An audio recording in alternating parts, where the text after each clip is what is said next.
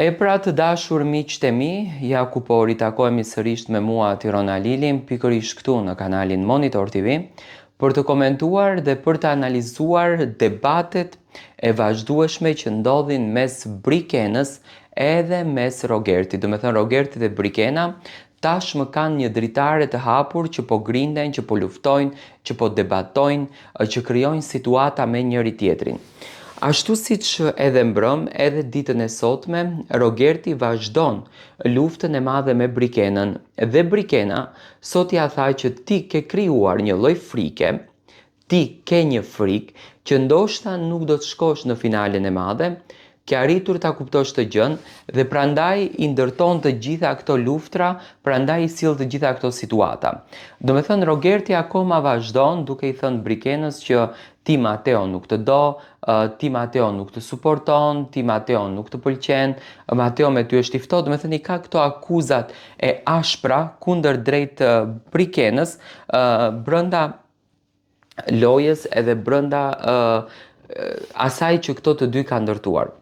Unë mendoj që Rogerti e bën të gjithën këtë lojën dhe këto ofendimet adresuar kundër drejt Brikenës, sepse Rogerti dëshiron që ta nxjerrën Mateon nga loja dhe të ecën përpara me Brikenën. Arsyeja pse Rogerti e godet Brikenën është që ta çon në finale. Tani a e ka kapluar frika Rogertin? Kjo është një pyetje në fakt që më është bërë nga të gjithë ndjekësit. Unë për mendimin tim mendoj që po, Rogerti ne ka kapluar frika.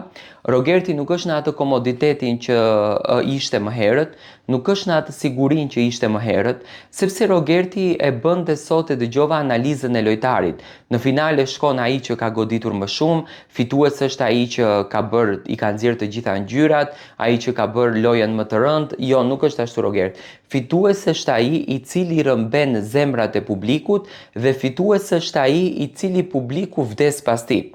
Kështu kemi bërë në publiku që e zgjodhëm Luizin edhe gjestin fitues. Tani, në qoftë se ti i paske nxjerrur të gjitha këto ngjyrat e tua më të pistat, më të këqija të karakterit tënd për të qenë fitues, atëherë më vjen keq ke përdor strategjinë më të ulët të mundshme.